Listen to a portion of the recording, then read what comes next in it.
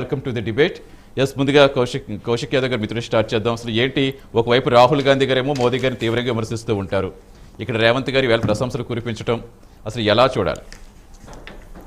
అంటే ప్రధానంగా కాంగ్రెస్ పార్టీగా దేశానికి ప్రధానమంత్రి కాబట్టి బడే బాయ్ అని చెప్పేసి మా ముఖ్యమంత్రి గారు సంబోధిస్తారు. ఎందుకంటే పెద్దవాళ్ళని గౌరవించుకునే సంప్రదాయంలో భాగంగా కాంగ్రెస్ పార్టీ ముఖ్యమంత్రి రేవంత్ రెడ్డి గారు దానిలో భాగంగా గౌరవించే పద్ధతిలో తెలంగాణ రాష్ట్రానికి సంబంధించి ప్రధానమంత్రి గారు సహకరిస్తే రాష్ట్రానికి ఏమేమి చేసుకోవచ్చు. ఎందుకంటే ఇప్పటివరకు మేము 1,40,000 కోట్ల రూపాయలకు సంబంధించినటువంటి తెలంగాణ డెవలప్మెంట్ కోసం ప్రత్యేక నిధులు అడిగినాం.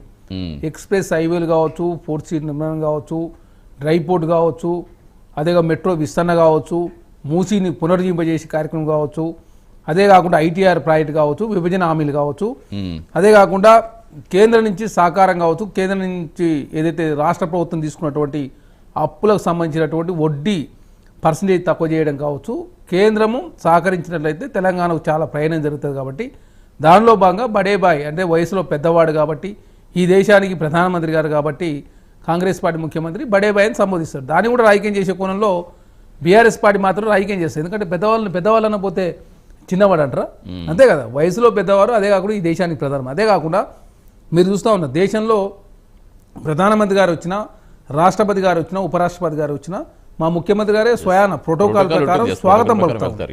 అంటే తెలంగాణ రాష్ట్రంలో అది ఏదైతే సంప్రదాయాలు ఉంటాయో, అదే కాకుండా ప్రోటోకాల్ ఏదైతే ఉంటుందో దాని ప్రకారంగా మాత్రమే కాంగ్రెస్ పార్టీ ముందుకు పోతా ఉంది. కేంద్రానికి సంబంధించి తెలంగాణ నుంచి ట్యాక్సులు కడతా ఉన్నాం కాబట్టి ఒప్పందంలో బాగా తెలంగాణకు 41% కేంద్రం నుంచి రూపాయి చెల్లిస్తే 41 పైసలు రావాలా.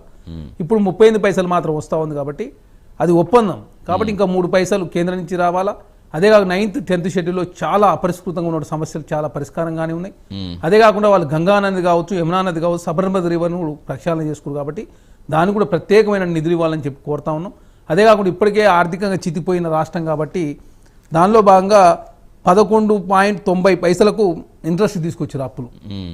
అది 7.25 తగ్గించినట్లయితే దాదాపు తెలంగాణకు 26,540 కోట్ల రూపాయలు సంబంధించి 14 సంవత్సరాల్లో దాదాపు 4,000 కోట్ల రూపాయలు ఆదా అయ్యే అవకాశం ఉంది. కాబట్టి దానిలో భాగంగా తెలంగాణకు సంబంధించినటువంటి అదేవిధంగా ఏదైతే అప్పులు తీసుకున్నా అప్పులకు సంబంధించి వడ్డీ తక్కువ చేసే కార్యక్రమం కావచ్చు, అదే కాకుండా ప్రత్యేకమైన ప్రోత్సాహకాలు ఇవ్వాలని చెప్పి కాంగ్రెస్ పార్టీ కోరుతా ఉంది.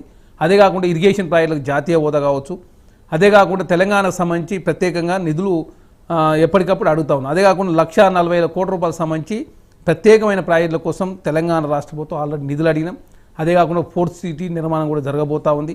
అదే కాకుండా భవిష్యత్తులో ఇంకా తెలంగాణ చాలా ప్రాజెక్టులు కూడా రాబోతా ఉన్నాయి. కాబట్టి అన్నిటికీ కేంద్రం సహకారం అందించాలని చెప్పేసి కాంగ్రెస్ పార్టీ ముఖ్యమంత్రి రేవంత్ రెడ్డి గారు ప్రధానమంత్రి గారిని కావచ్చు, కేంద్రంలో మంత్రులు కావచ్చు, భారతీయ జనతా పార్టీలో ఉన్నటువంటి పెద్దల్ని, అదే కాకుండా రాజకీయాలు చేయాలి, మిగతా సందర్భాల్లో రాష్ట్ర ప్రయోజనాలు ముఖ్యమని చెప్పేసి ప్రభుత్వం భావిస్తూ ఉంది. దానిలో భాగంగా కిషన్ రెడ్డి గారు కావచ్చు, బండి సంజయ్ గారు కావచ్చు సహకరించాలని చెప్పేసి స్వయాన ముఖ్యమంత్రి గారు అభ్యర్థించే పరిస్థితి మనం చూస్తూ ఉన్నాం. కాబట్టి తెలంగాణ రాష్ట్రంలో రాజకీయం చేసే ఉద్దేశం కాంగ్రెస్ పార్టీ లేదు. తెలంగాణను అన్ని రకాలుగా అభివృద్ధి పదంలో ముందుకు తీసుకునే ప్రయత్నంలో భాగంగా కాంగ్రెస్ పార్టీ ముందుకు పోతా ఉంది. ఎందుకంటే 1,20,000 కోట్ల రూపాయలు కాంట్రాక్టులకు సంబంధించిన పెండింగ్ బిల్లులు పెట్టిపోయారు.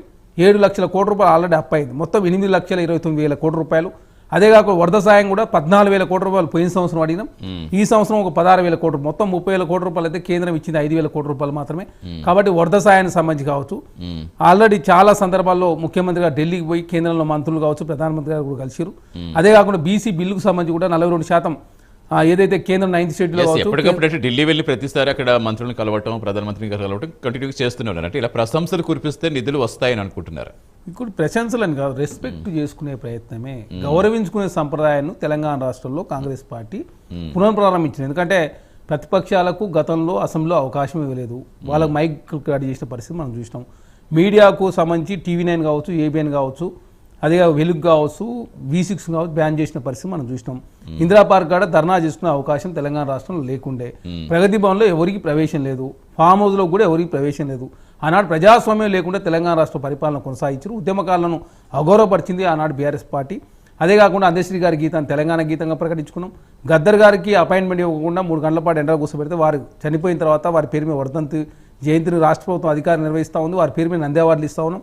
అదే కాకుండా నిన్న అందశ్రీ గారు చనిపోతే వారికి సంబంధించినటువంటి ఏదైతే గీతం ఉందో తెలంగాణ గీతాన్ని పాఠ్యాంశాలను చేర్చి వాళ్ళ కుమారుడికి ఉద్యోగం ఇస్తూ అదే కాకుండా వాళ్ళకి సంబంధించిన స్మృతివనాన్ని కూడా రాష్ట్ర ప్రభుత్వం ఏర్పాటు చేయాలి. కాబట్టి తెలంగాణ రాష్ట్రంలో పెద్దవాళ్ళని కావచ్చు, కవులు కళాకారులను, ఉద్యమకారులను గౌరవించే ప్రయత్నంలో కాంగ్రెస్ పార్టీ ముందుకు పోతుంది. దానిలో భాగంగా కేంద్రంలో దేశానికి ప్రధానమంత్రి అంటే ఈ దేశం తరఫున అందరూ ప్రధానమంత్రి ఉండాలని చెప్పి ఎన్నుకున్నారు. కాబట్టి అట్లాంటి వ్యక్తిని పెద్ద వయసులో పెద్దవాడు దేశానికి ప్రధానమంత్రి కాబట్టి గౌరవించుకునే ప్రయత్నంలో భాగంగా తెలంగాణ ముఖ్యమంత్రి రేవంత్ రెడ్డి గారు బడేబాయ్ అని చెప్పేసి సంబోధిస్తే దాన్ని కూడా రాజకీయం చేసే ప్రయత్నం బీఆర్ఎస్ పార్టీ చేస్తూ ఉంది. 9 సంవత్సరాల కాలం పాటు వాళ్ళు కేంద్రంలో ఉన్నటువంటి దాదాపు 9 సంవత్సరాల కాలం పాటు మద్దతు ఇచ్చారు అన్ని బిల్లులకు. అయినా తెలంగాణ నుంచి ఐటీఆర్ ప్రయారిటీ వెళ్ళిపోయింది, తెలంగాణ నుంచి 7 మండలాలు వెళ్ళిపోయినాయి, 9వ షెడ్యూల్ కావచ్చు, 10వ షెడ్యూల్ ఉన్నటువంటి విభజనాలు ఇక్కడ కూడా పరిష్కారం కాలేదు. కాబట్టి ఆనాడు బీఆర్ఎస్ పార్టీ ఓన్లీ రాజకీయం మాత్రం చేసింది. కాంగ్రెస్ పార్టీగా తెలంగాణ రాష్ట్ర రాజకీయాల సందర్భం మాత్రం రాజకీయాలు చేయాలి, మిగతా సందర్భాల్లో రాష్ట్ర ప్రయాణాలు ముఖ్యమని చెప్పేసి కాంగ్రెస్ ప్రభుత్వం భావిస్తాం. దానిలో భాగంగా మాత్రమే బడేబాయిని సంబోధించే ప్రయత్నమే తప్ప ఇక్కడ ఎవరినో అగౌరవపరిచి తెలంగాణ రాష్ట్రంలో రాజకీయ ప్రయాణం పొందే ఉద్దేశం కాంగ్రెస్ పార్టీ లేదు.